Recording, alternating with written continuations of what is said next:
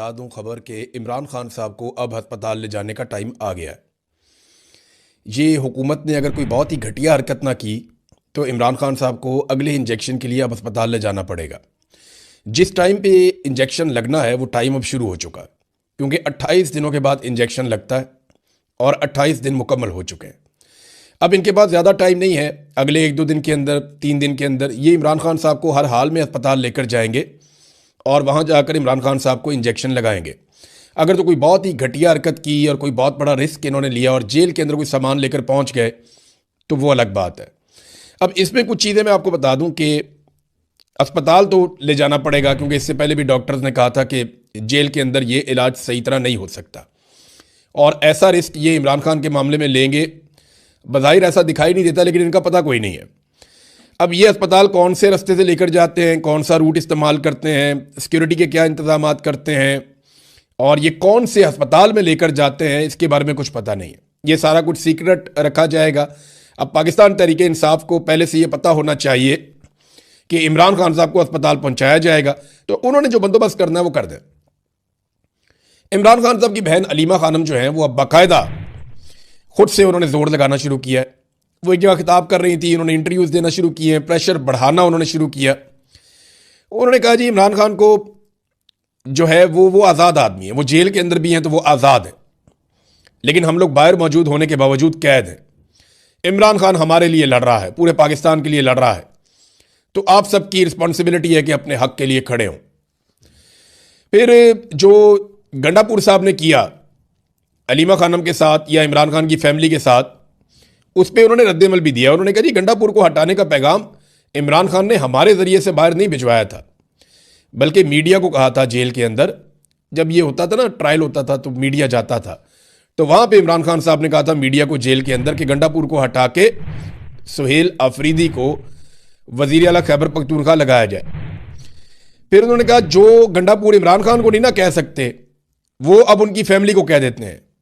दरअसल उन्हें गुस्सा इमरान खान पर है और पाकिस्तान तहरीक इंसाफ के जो लोग इमरान खान के लिए लड़ नहीं सकते ना, वो साइड पे हो जाए। ये उन्होंने गंडापुर को पैगाम दिया कि अगर आपने नहीं लड़ना तो आप साइड पे हो जाए। देखिए गंडापुर का प्रॉब्लम क्या हुआ, गंडापुर साहब के साथ ये हुआ कि वो बर्दाश्त नहीं कर पाए।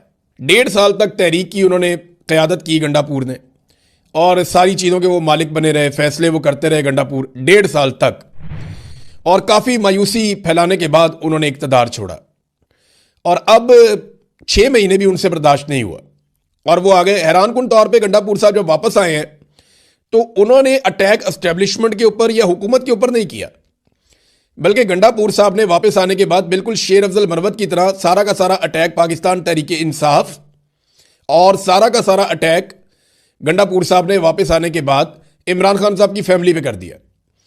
ये मुझे ऐसा दिखाई देता है कि अगर हालात ऐसे ही चलते रहे तो गंडापुर किसी दिन इमरान खान पे ही चढ़ दौड़ेंगे और शेर अफजल मरवत भी। अब शेर अफजल मरवत तो कहना शुरू हो गया आहिस्ता आहिस्ता, वो तो यानी ये भी कहना शुरू हो गया कि मकबूलियत मेरी है, इमरान खान की नहीं है। गंडापुर ने भी ऐसी एक बात की कि इमरान खान से बड़े जलसे तो मैं करता रहा हूँ, यानी इमरान खान के बगैर हमने बड़े बड़े जलसे किए हैं। तो जनाब एक तरफ गंडापुर साहब जो हैं वो इस्लामाबाद में आते जाते हैं, वो अपनी एक नई सियासत शुरू कर देते हैं, एक पार्टी के अंदर डिवाइड पैदा करते हैं। दूसरी तरफ सुहेल अफरीदी के लिए मुश्किलात बढ़ती जा रही हैं। वो बेशक वज़ीर आला इस वक्त खैबर पख्तूनख्वा के, और उन्हें अभी तक पार्टी की सपोर्ट उनके साथ है, कुछ हद तक जो है वो सोशल मीडिया भी उन्हें सपोर्ट करता है। गो के गुज़िश्ता 2 हफ्तों के अंदर उनके साथ बहुत बुरा हुआ और उनकी परफॉर्मेंस भी ऐसी थी कि जिसके ऊपर तनकीद की जाती, जैसे कि वो बंद हो गए जाके इस्लामाबाद में, और इसके अलावा उनके पास ऑप्शन भी कोई नहीं था, वैसे मैं इतना जानता हूँ। तो सुहेल अफरीदी को अब गिरफ्तार करके पेश करने का हुक्म दिया गया है, वो वाले केस में जो उन्होंने कहा था कि मस्जिद के अंदर कुत्ते गए और जब लोगों ने जाकर पूछा कि जनाब ये मस्जिद के अंदर कुत्ते क्यों हैं, तो वहाँ पे मौजूद अफसरान ने ये कहा कि तुम और ये कुत्ते एक बराबर हो। ये जब सुहेल अफरीदी ने बात की थी, ये इससे पहले बहुत दफ़ा रिपोर्ट भी हो चुकी है। सुहेल अफरीदी ने यह बयान बाद में दिया था, ये पहले रिपोर्ट हो चुका है, वहाँ पे गवाह मौजूद हैं इन बातों के। तो इस केस में यानी रियासती इदारों पे इल्ज़ाम लगाए हुए, कह रही जब गिरफ्तार करके पेश करो, नाकाबिले ज़मानत वारंट गिरफ्तारी भी जारी कर दिए गए हैं। नादरीन, एक और एतराफ़ किया राणा सनाउल्लाह साहब ने। ये सारी चीज़ें आपस में जुड़ती हैं। राणा सनाउल्लाह साहब कहते हैं जी कि इमरान खान साहब के जो मुतालबात हैं वो हम नहीं मान सकते, और उनमें उन्होंने 2 मुतालबात के बारे में कैटेगोरिकली कहा, और मैंने आपको पहले ये बताया था कि ये वो मुतालबात हैं जिनसे एस्टेब्लिशमेंट और हुकूमत डरती है। राणा सनाउल्लाह ने कहा कि 9 मई और 26 नवंबर की इंक्वायरी इमरान खान साहब मांगते हैं, ये मुतालबा हमें कबूल नहीं है। उस वक्त राणा सनाउल्लाह साहब ने कहा कि जब वो इंक्वायरी मांग रहे थे तब चीफ जस्टिस बंदयाल था, तो हम जेल में चले जाते और इमरान खान हुकूमत में आ जाता। तो मैं ये बता दूं कि नहीं, ये जो 26 नवंबर हुआ उस वक्त चीफ जस्टिस बंदयाल नहीं था। 2023 में बंदयाल चला गया था और 2024 में 26 नवंबर होता है तब काजी फायज ईसा भी चला गया था और ये जो मौजूदा जज है जस्टिस याया अफरीदी, ये आ गया था। तो ये बात आप अपने जहन में रखेंगे। राणा सनाउल्लाह साहब आधा सच बोल रहे हैं कि उस वक्त बंदयाल था। हाँ, बंदयाल उस वक्त था जब 9 मई हुआ था, उस वक्त बंदयाल था।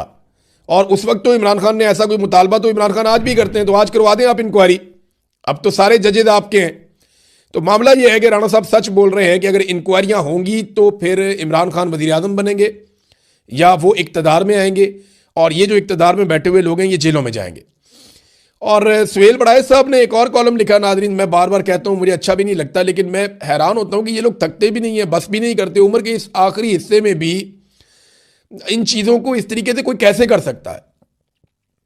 यानी उन्होंने एक और कॉलम लिखा फिर तकिया पाकिस्तान तरीके इंसाफ पे और इमरान खान पे कि जनाब डील क्यों नहीं करते, माफ़ी क्यों नहीं मांगते, इनको ट्रैक पे आना पड़ेगा, जब तक ये ट्रैक पे नहीं आएंगे तब तक ये नहीं होगा, वो नहीं होगा। ये क्या कॉलम है भाई? अंसार अब्बासी साहब हों, सुहेल वड़ाइच साहब हों, सीनियर सहाफ़ी हैं, बहुत पुराने काम करने वाले हैं, लेकिन ना करें यार। आपकी वजह से पूरी सहाफ़ती बरादरी बदनाम हो जाती है। आप लोगों की वजह से लोग कहते हैं कि सहाफ़ी हक के साथ खड़ा नहीं हो सकता। आप देखें ना, यहां सहाफ़ियों ने कितनी मार खाई है, लेकिन उन्होंने झूठ बोलना शुरू नहीं किया, वो फिर भी अपना काम कर रहे हैं।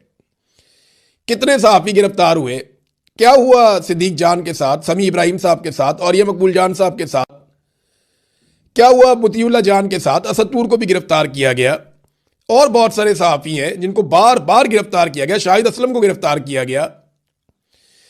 हमारे लाहौर के अंदर कई सहाफ़ी हैं, ज़हीम लगारी साहब हैं, उन्हें गिरफ्तार किया गया। फिर आप देखें जो शाकिर रहमान साहब के साथ हुआ, बेशुमार लोग हैं, वो सारे अपना काम करते हैं। नई नस्ल इज्जत बनाने की कोशिश कर रही है, आप लोग लुटिया डबो रहे हैं पाकिस्तान की। अरशद शरीफ भी सहाफ़ी था, ये आप लोग क्या कर रहे हैं? यानी एक कॉलम लिख दें कम से कम आप, जिसमें आप ये कहें कि पाकिस्तान का आर्मी चीफ ट्रैक पे आ जाए। किसी जगह पे ये लिख दें पाकिस्तान की इंटेलिजेंस एजेंसियां ट्रैक पे आ जाएं। किसी जगह पे लिख जाए कि पाकिस्तान की मिलिट्री एस्टेब्लिशमेंट पाकिस्तान की सियासत के अंदर किरदार अदा करना बंद कर दे। ये आप लिखते नहीं है। ये आप लिखते हैं नवाज शरीफ जब मुश्किल में होता है तब लिखते हैं। तो ये हरकतें आप ना करें मेहरबानी करके कि पीटीआई ट्रैक पे आ जाए। भी वो ट्रैक के ऊपर ही है ना, यही तो जमहूरियत का ट्रैक है कि जनाब हमने पाकिस्तान में रूल ऑफ लॉ लेकर आना है, मैंडेट का एहतराम होना चाहिए। इमरान खान साहब की बहनें जाती हैं तो मुलाकात नहीं होने दी जाती। अब ये एक इंटरनेशनल इशू बना हुआ है, दुनिया भर में मीडिया इसके बारे में आवाज उठा रहा है। इमरान खान साहब के जो बेटे हैं उन्होंने इस बात का अब तहैया किया है, फैसला किया है कि वो कुछ ना कुछ एक्टिविटीज करते रहेंगे और इतनी आसानी से अपने वालिद को कैद तन्हाई में नहीं रहने देंगे। अब वो जो एक्टिविटीज हैं वो आने वाले दिनों में आपको नजर आएंगी। ओवरसीज पाकिस्तानियों के मुख्तलिफ ग्रुप्स आपस में राब्ता कर रहे हैं, क्योंकि बहुत सारे इख्तलाफात पैदा हो चुके थे ओवरसीज पाकिस्तानियों के बीच में भी। और ये इसके अंदर जो है कुछ सोशल मीडिया के ऊपर इख्तलाफात आ गए, कुछ जाती नौयत के इख्तलाफात आ गए। एक पाकिस्तानियों में थोड़ा हीरो बनने का भी बड़ा शौक होता है। कुछ लोगों ने हीरो बनने के चक्कर में एक दूसरे को नीचे दिखाया और उस वजह से कुछ ओवरसीज पाकिस्तानी मायूसी का भी शिकार हो गए।